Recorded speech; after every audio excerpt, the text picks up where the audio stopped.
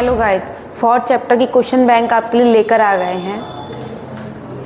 तो देखिए इसमें फर्स्ट क्वेश्चन जो है, speculation is calls made with the leverage funds unlike investing money which is a discipline activity for creating wealth. तो देखिए स्पेकुलेशन क्या है। Speculation is the short term calls made with the leverage fund and unlike investing money which is a long term होता है, ये long term discipline activity for creating wealth. तो देखिए पहला ऑप्शन देखिए, long term medium term, no.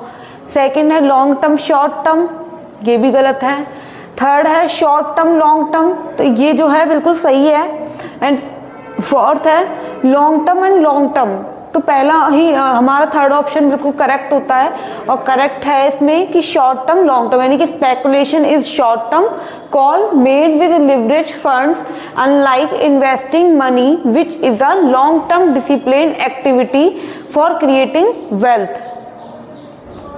Next आता है fundamental analysis encompasses which of the following. तो देखिए फंडामेंटल एनालिसिस जब होता है तो उसमें इकोनॉमिक एनालिसिस भी आएगा, कंपनी एनालिसिस भी आएगा एंड इंडस्ट्री एनालिसिस भी आएगा। तो हमारा जो ऑप्शन आएगा वो आएगा all of the above, third option is the correct. Next आता है in technical analysis the influence of day to day price fluctuation is neutralize by which of the following factor. तो देखिए जो डे टू डे फ्लक्चुएशन आते हैं वो किसके द्वारा मतलब न्यूट्रलाइज होते हैं। तो हमारा पहला जो ऑप्शन है वो है extending the time period of price chart, second है none of the options, third है incorporating liquidity parameters alongside prices, fourth है एम्प्लॉइंग मूविंग एवरेज। तो हमारा जो आंसर आ जाएगा वो आ जाएगा employ moving average. Which of the following statement accurately describe a limitation of the quantitative approach to fundamental analysis। तो देखिए पहला जो है कि इसने पूछा है कि जो लिमिटेशन है क्वांटिटेटिव अप्रोच की टू फंडामेंटल अप्रोच में, जो क्वांटिटेटिव अप्रोच है उसमें जो लिमिटेशन है वो एक्यूरेटली क्या डिस्क्राइब करती है।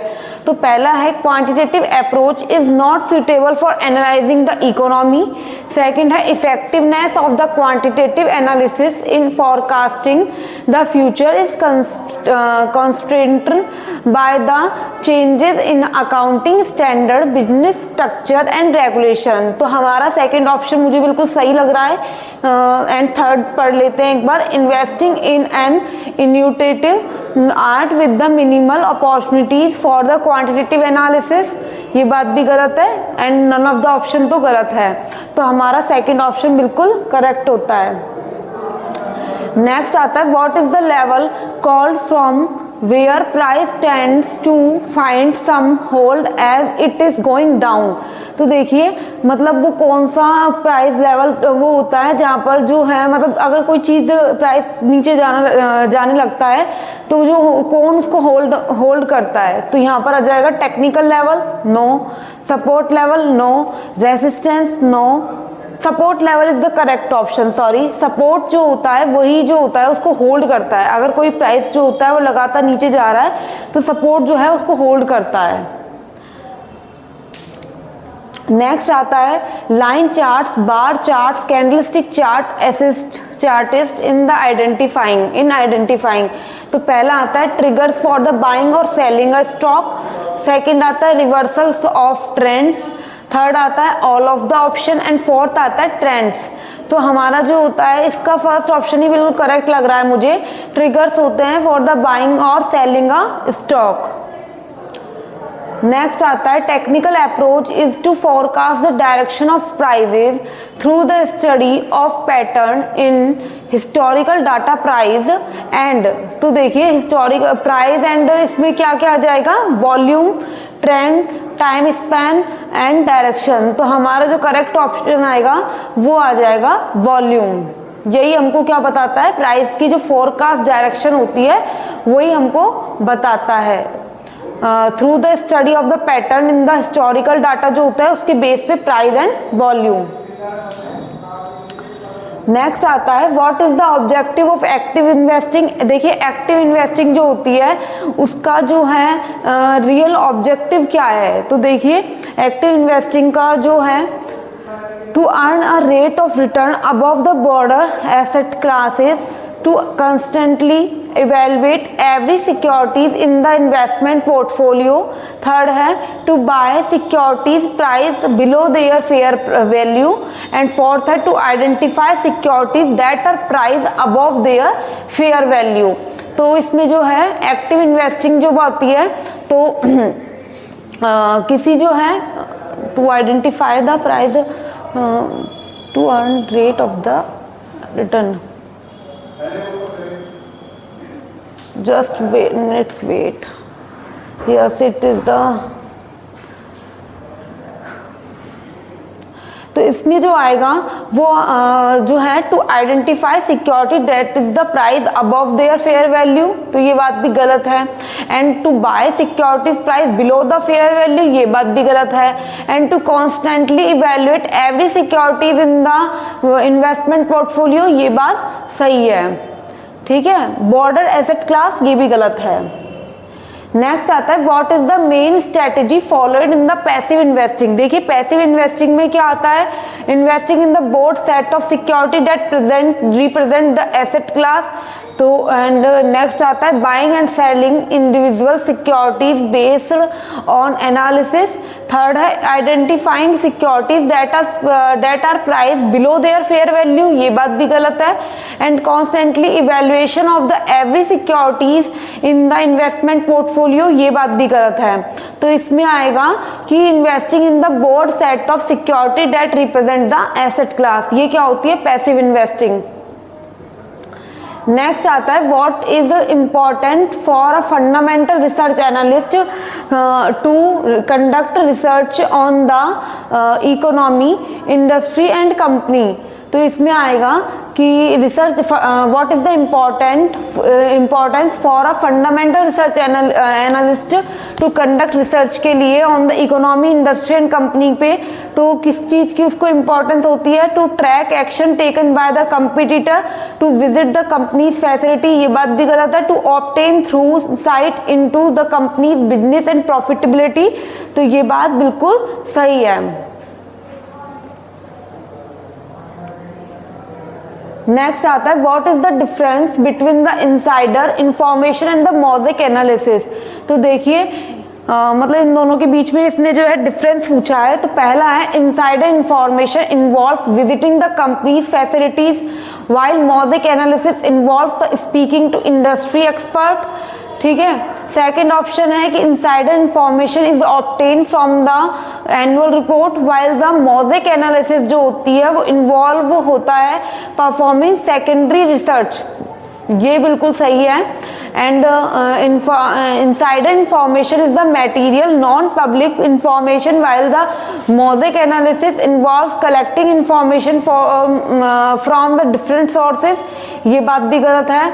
and insider information is reliable and the certain, while the Mosaic analysis is based on public information, तो ये बात भी गलत है। तो हमारा जो सही ऑप्शन होगा वो यही होगा कि insider information जो होती है is obtained from the annual report से मिलती है, एंड द मोज़ेक एनालिसिस जो होती है वो हमको involve performing the secondary research, तो उसमें सेकेंडरी रिसर्च वो होती है। नेक्स्ट आता है देखिए what is an investment opportunity considered attractive in the fundamental analysis. वो when is an investment opportunity जो होती है कंसीडर्ड होती है attractive in the fundamental analysis में। तो ऐसा कब होता है कि मतलब जब इन्वेस्टमेंट अपॉर्चुनिटी अच्छी कंसीडर होती है, अट्रैक्टिव लगती है, when the market is below the fair value. तो नेक्स्ट है when the market price is above the fair value, when the market price is irrelevant, and when the market price is equal to the fair value. तो देखिए पहला ही option मुझे बिल्कुल सही लग रहा है कि व्हेन द मार्केट प्राइस जो होती है अपनी फेयर वैल्यू से नीचे होती है तो एक अट्रैक्टिव अपॉर्चुनिटी हमको दिखाई देती है। नेक्स्ट आता है what does fundamental analysis involve studying. तो क्या फंडामेंटल एनालिसिस में इन्वॉल्व होता है? तो पहला आता है कंपनीज कंपटीटर, सेकंड आता है the companies financial position, third आता है कंपनीज मार्केटिंग स्ट्रेटेजीज, फोर्थ आता है कंपनीज स्टॉक प्राइस। तो देखिए मुझे जो है सबसे फर्स्ट ऑप्शन सेकंड ऑप्शन सही लग रहा है, द कंपनीज फाइनेंशियल पोजीशन जो होती है वो फंडामेंटल एनालिसिस में इंपॉर्टेंट होती है।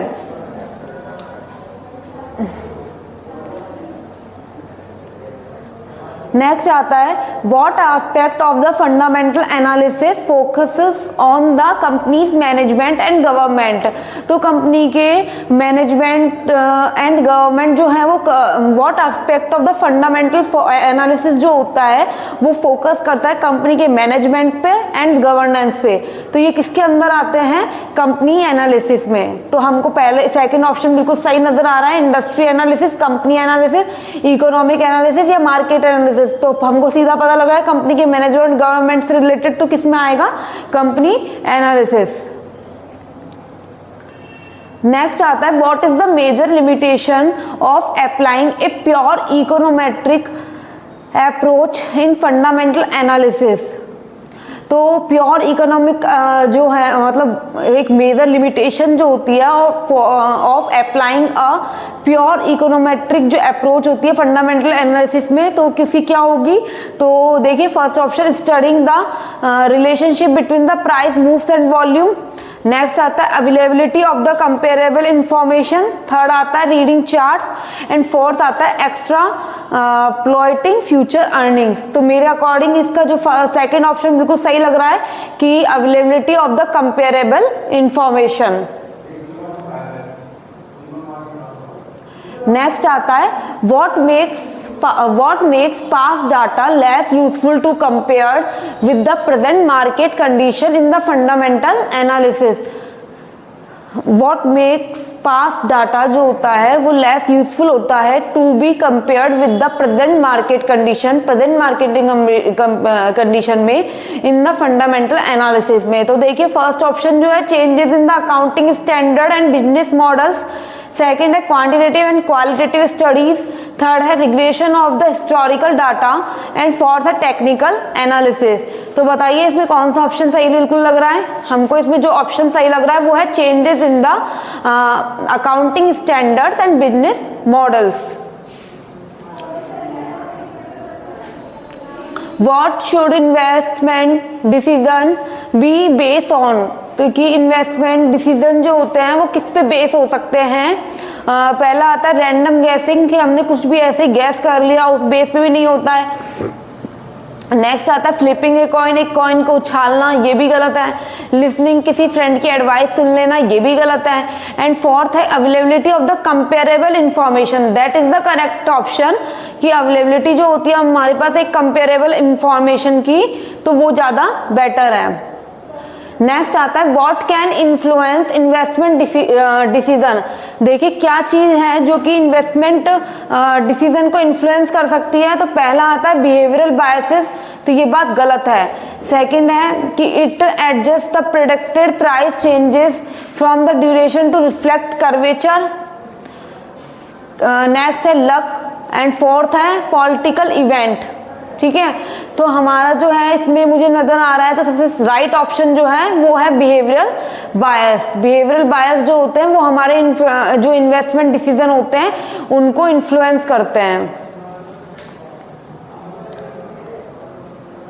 नेक्स्ट आता है why do securities price go away from their fair values. जब जो सिक्योरिटीज प्राइजेस जो होते हैं जब अपनी फेयर वैल्यू से दूर जाते हैं तो मतलब क्या होता है? देखिए तो fair and greed of the market participant, बिल्कुल सही बात है, फेयर और ग्रीड तो आता ही है मार्केट पार्टिसिपेंट्स को। नेक्स्ट आता है गवर्नमेंट इंटरवेंशंस, थर्ड आता है रैंडम फ्लक्चुएशंस एंड फोर्थ आता है मार्केट मैनिपुलेशन। तो इसमें जो है फर्स्ट ऑप्शन बिल्कुल सही लग रहा है, fear and greed of the market participation. ये जो होती है वो मार्केट की जैसे ही why do securities prices go away from the their fair value, तो यही वो कारण होता है जिससे मार्केट की जो फेयर वैल्यू होती है उनसे दूर जाने लगती है price, securities price. What is the thinking behind the proponents of this philosophy. तो देखिए क्या थिंकिंग होती है। तो पहला आता है कि fear and greed have no impact on securities price. Second आता है securities price always reflect their fair values. Third number पे आता है investment decision should be based on the luck, ये भी गलत है। And market participants are always rational, तो ये भी गलत है। तो जो सबसे करेक्ट ऑप्शन नजर आ रहा है वो आएगा securities price always reflects their fair values. इसमें भी देखो क्या लिखा हुआ है, fear and greed have no impact, तो ये बात भी गलत है। तो सबसे करेक्ट ऑप्शन हमको सेकंड लग रहा है। नेक्स्ट आता है does efficient market hypothesis एसर्ट that the stock prices can not incorporate all relevant information. तो देखिए इसमें जो है stock can not incorporate all relevant information, तो ये बात हो गई है गलत। ठीक है, तो ये आ जाएगा हमारे पास, इसका आ जाएगा fourth option false. Thank you guys, ये हुई क्वेश्चन बैंक चैप्टर नंबर 4 की क्वेश्चन बैंक। और आपको अगर मेरे पढ़ाने का स्टाइल और टीचिंग स्टाइल अच्छा लग रहा है तो हमारे चैनल को लाइक करिए, शेयर करिए एंड कमेंट करिए। Thank you.